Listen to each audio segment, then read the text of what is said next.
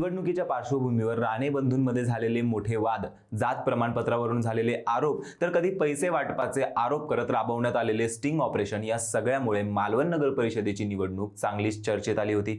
निलेश राणे यांनी भावाशी कट्टर वैर करून आपल्या कामगिरीने भाजपला घाम फोडला। त्यांनी घरात घुसून इलेक्शन मनी पकडवून दिले, स्टिंग ऑपरेशन केले आणि या सगळ्यानंतर आज मालवण नगर परिषदेत निलेश राणेंनी गुलाल उधळला। पण आता निवडणुकीचा निकाल पाहिल्यानंतर शिंदे गटाचे आमदार निलेश राणे हे आपले बंधू भाजपचे आमदार व मंत्री नितेश राणेंवर वरचढ ठरल्याचं स्पष्टपणे दिसून येतं।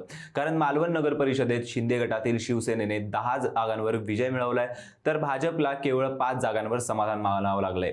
ठाकरे गटाच्या शिवसेनेचे 4 उमेदवार तर 1 अपक्ष उमेदवार निवडून आलाय। नगराध्यक्ष पदाच्या निवडणुकीत शिंदे गटातील शिवसेनेचे उमेदवार ममता वराडकर यांनी भारतीय जनता पक्षाच्या उमेदवाराचा 1910 मतांच्या फरकाने पराभव केला आहे।